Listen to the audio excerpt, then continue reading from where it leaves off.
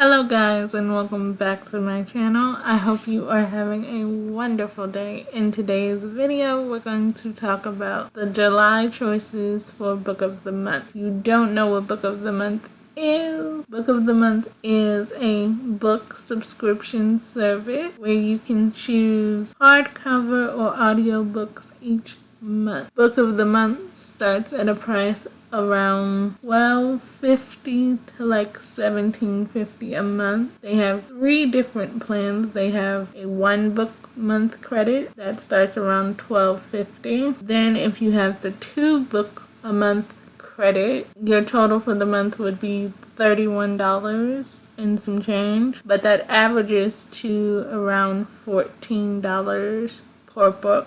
And then they have a yearly subscription that averages around $17.50 each month for each credit. So book number 1 is a literary fiction. It is called The God of the Woods. It is by Liz Moore. The quick take for this book: propelled by the mysterious disappearance, epic saga explores the crack and division of a summer camp community. Fun fact, I have never been to summer camp of any kind. The good to know is 400 plus pages, multiple viewpoints, which is always my favorite. I love multiple viewpoints because you can see the book from many different characters' perspective. Non-linear timeline. I don't really like non-linear timelines, but I will read them because it's hard to keep up when the book doesn't go in chronological order. They usually go past, present, and future. Like one chapter will be about the past, then you're back to the present day, then you might be in the future. It just takes you in circles, and they're a little bit harder to read because they're not in chronological order. There is a content warning for this book. Please read all content warnings for books just in case the content warning may trigger you. I am going to highlight the content warning. The content warning for this book is DA. I am abbreviating for YouTube's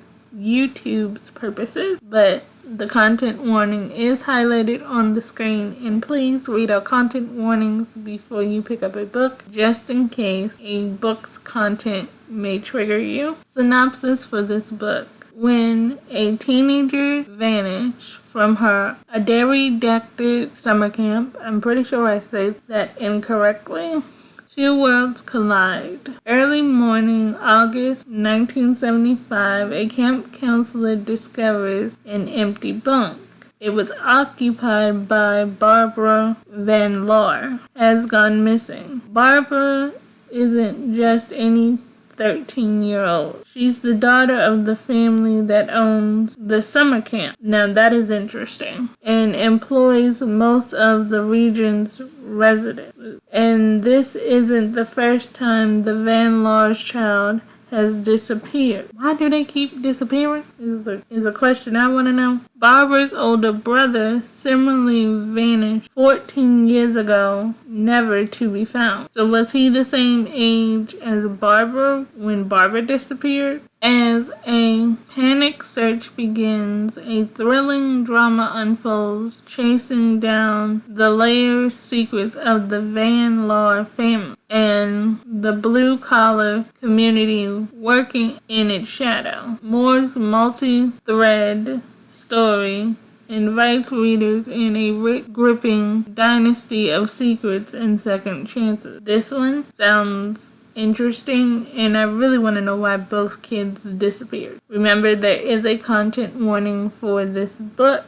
Please read our content warning for a book just in case a book may trigger you. And if you're into this, if you like to read a few pages of a book before you purchase it, you can do that by clicking this read a sample button here. I never do that when I use the Book of the Month. I just kind of pick a book based on cover and title, and then I read everything I would want to know about the book when I come on camera for you guys. And Liz Moore also has another book on Book of the Month called Long Bright River. And if you're not interested in any of the choices on Book of the Month for this month's selection, you can skip a month or use your credit for any book that's available on Book of the Month. Book number 2 definitely gives me summer vibe and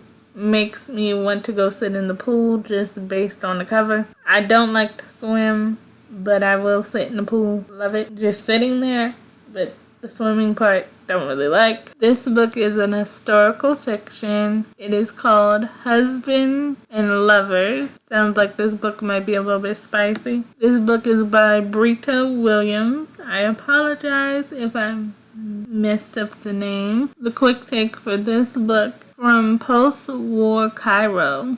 So this book takes place maybe in Egypt to modern-day New England. This bittersweet tale traces the intertwined stories of love and sacrifice. Sounds interesting. This book is also multiple viewpoint, family drama. You never can go wrong with a good family drama. Salacious, and it's a second chance romance. We love for everybody to get a second chance. This book also has a content warning. It is highlighted for you. Content warning for this book is SA. Please read our content warning before you pick up a book, just in case a book may trigger you. Synopsis: 2 women separated by decades, content and unite by an exotic family heirloom, reclaim the secrets of lost loves in this sweeping novel. The best-selling author of The Summer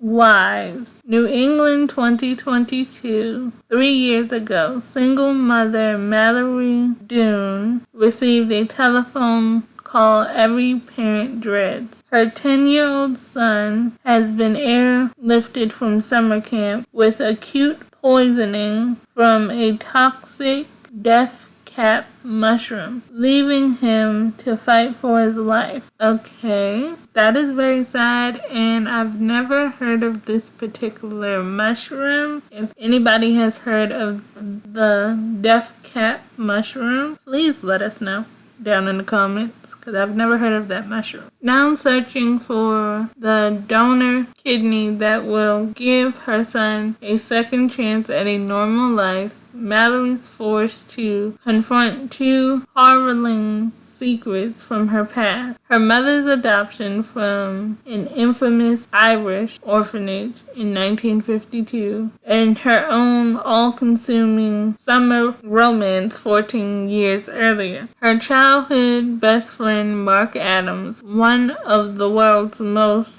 beloved singer-songwriters, a fairy tale cut short by a devastating portrayal. Cairo, 1951. After suffering a tragedy beyond comparison in the war, Hungarian refugees Hannah Answorth has forged a respectable new life for herself, married to a wealthy British diplomat with a convert posting in glamorous Cairo. But a fateful encounter with an enigmatic manager of a hotel with spice leads to a passionate affair that will awaken Hannah's longing for everything she once lost. As revolutions simmer in the Egyptian street, a pregnant Hannah finds herself snared in a game of intrigue between 2 men, and an art of sacrifice that will echo down generations. Timeless and bittersweet husbands and lovers take readers on an unforgettable, heartbreaking, and redemption from the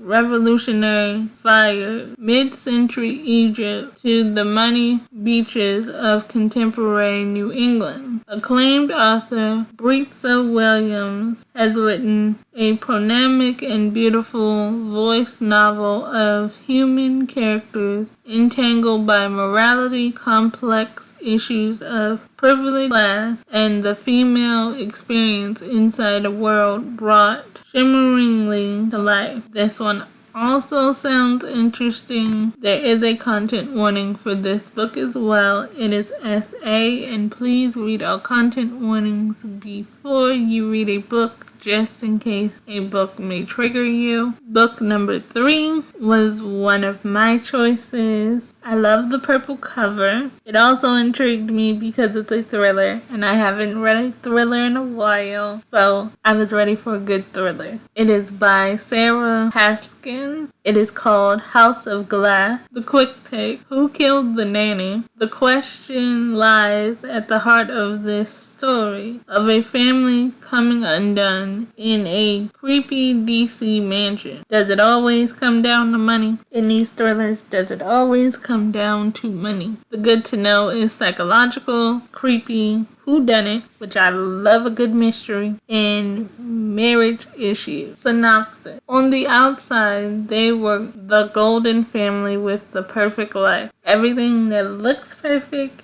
is not perfect. On the inside, they've built the perfect lie. A young nanny who plunged to her death, or was she pushed? A 9-year-old girl who collects sharp objects refuses to speak.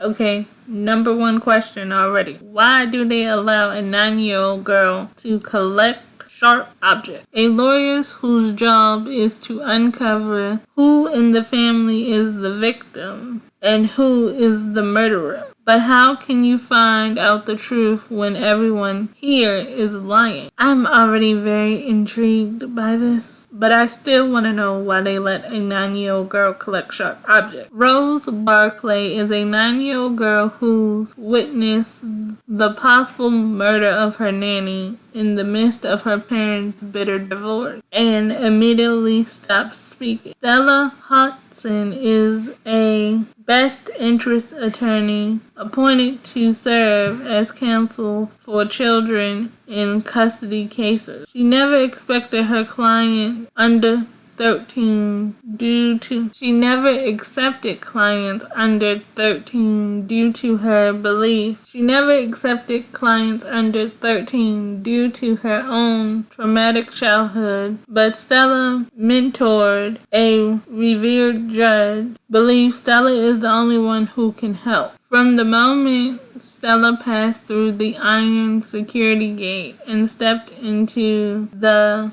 gilded historical DC home of the Barclays, she realized the case is even more twisted, and the Barclay family far more troubled than she feared. And there's something eerie about the house itself. It is a plastic house with not a single bit of glass to be found. That's interesting. I've never seen a house that hasn't had any type of glass or glassware or glass windows somewhere. So I wonder what that would look like if everything is plastic. As Stella comes closer to uncovering the secret, the Barclays are desperate to hide. Dangers wrapped around her like Strauss, and her past and present are set on a collision course in ways she never expected. Everyone is a suspect in the nanny's murder. The mother, the father, the grandmother, the nanny's boyfriend, even Rose. Is the person Stella's supposed to protect the one she may need protection from?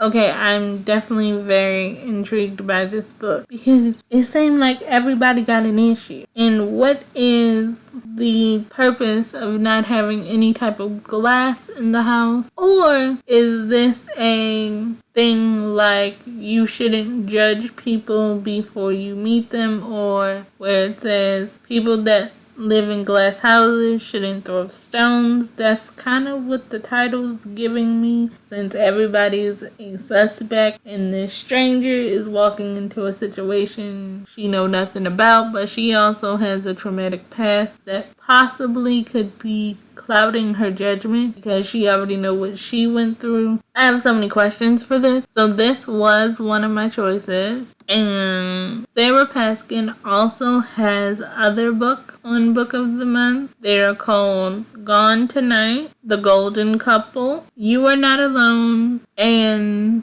The Wife Between Us. Book number 4 was my second choice. It is called The Lost Story. It is by Meg Schaefer. I love the blue background to the cover, and I think the tree is an interesting shape.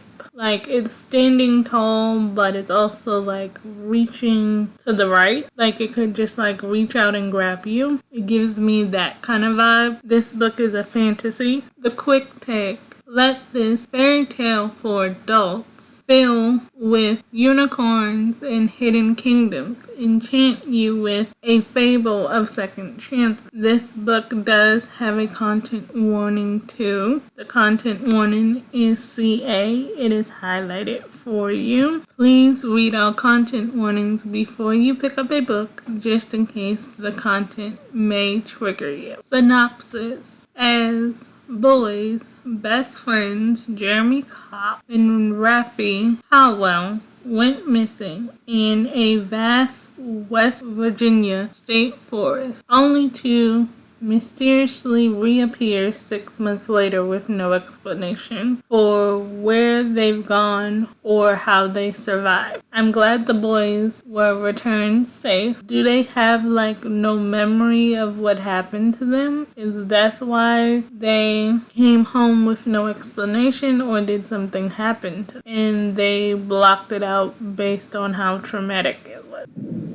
15 years after their miraculous homecoming, Rafi is a reclusive artist who still bears scars inside and out, but has no memory of what happened during those months. Meanwhile, Jeremy has become a famed missing persons investigator with uncanny abilities. He's the one person who can help vet tech Emily Wendell find her sister, who vanished in the very same forest as Rafi and Jeremy. Jeremy alone knows the fantastical truth about the disappearances, for while the rest of the world was searching for them, the two missing boys were in a magical realm filled with impossible beauties and terrible dangers. He believes it is there that he will find Emily's sister. However, Jeremy has to keep Ralphie in the dark since their return for his own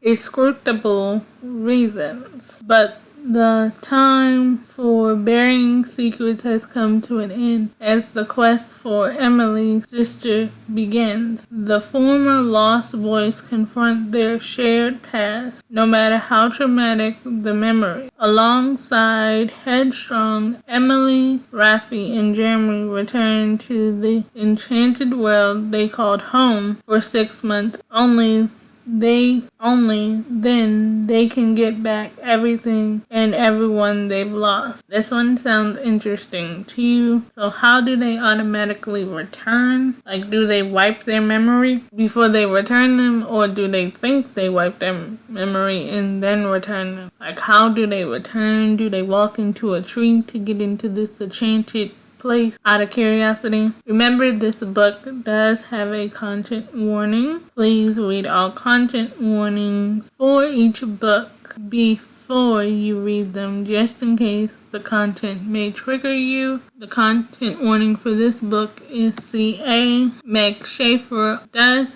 have another book on Book of the Month if you would like to check it out. It is called The Wishing Game. Book number 5 is called 1,000 Times Before. It is a debut book by Asha Enki. I apologize if I said the name wrong. It is a historical fiction. I love the head wrap on the cover of this book. I love the swirls and the two colors together to make the head wrap. It also kind of looks like a veil because it's so long, but it is beautiful. The quick take for this book.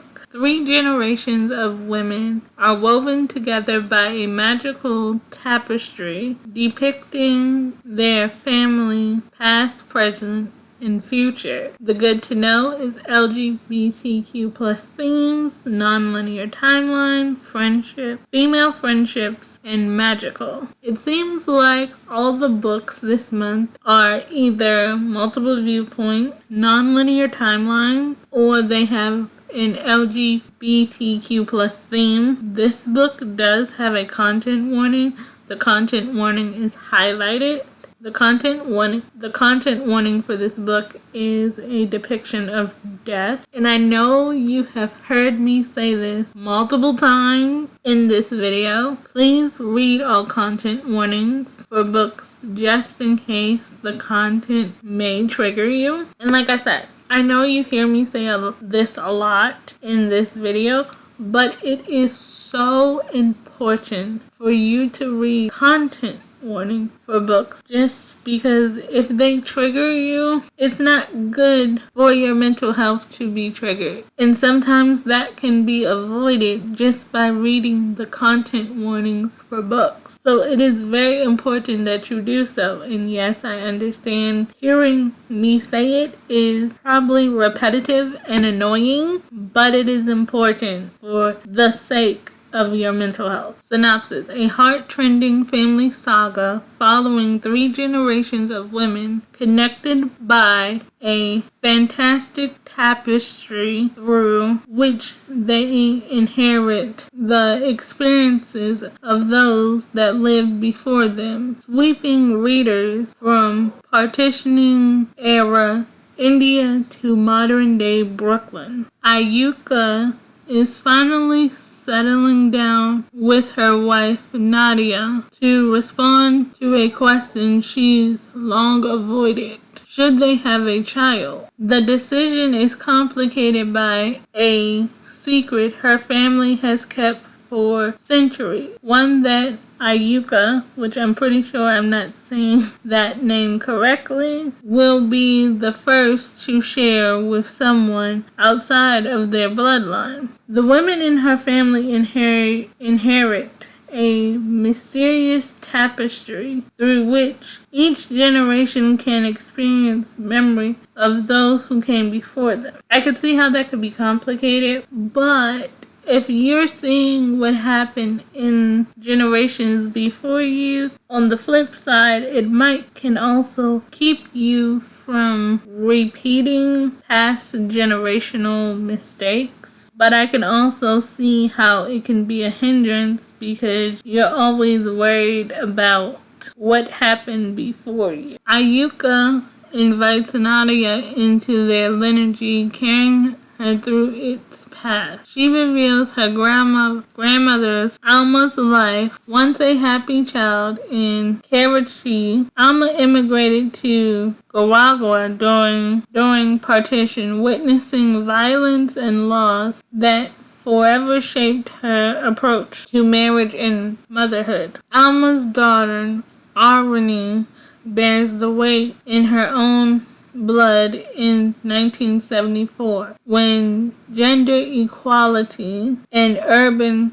class distinction divides community, as a bold student movement taking hold. As Ayuka upspools those generations of women who hold decades of love, loss, and heartbreak and revival, she reveals the tapestry's second gift, the ability for each of those women who dramatically reshape their own world. Like all powers, both fantastic and skeptical, their inheritance is more treacherous than it seems. What would it mean? Impart an impossible burden to withhold these incredible gifts. Sweeping, deeply felt, and intergenerational, 1,000 times before is a debut as poetic as it is preposterous, as healing as it is heartbreaking. It examines what it means to carry out paths with us and to pass it on. This book also sounds intriguing, so that is the end of the hardcover choices. Now, if we move to the audio choices, I won't be talking about all of these audio choices because some of them you've heard me talk about before.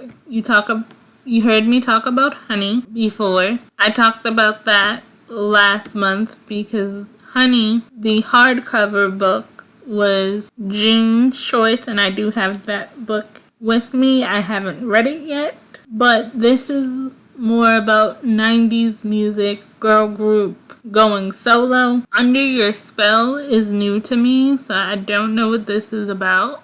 But it says, who has gotten drunk with siblings and accidentally cast a spell that turned your life upside down? Just us? Okay. That's what that says. So this one is new to me. This one is by Laura Wood. It is a romance. A Talent for Murder by Peter Swanson is a thriller. This you also heard me talk about before. I believe you heard me talk about this in May, if I'm not mistaken. This was a May choice this year. The next book, a historical fiction called The Lion of Tehran. This was also a choice in previous months. Right now I can't remember what month this was about, so you already heard me talk about this one. I went into detail in those videos, but I can't exactly remember what intrigued me about this book off the top of my head.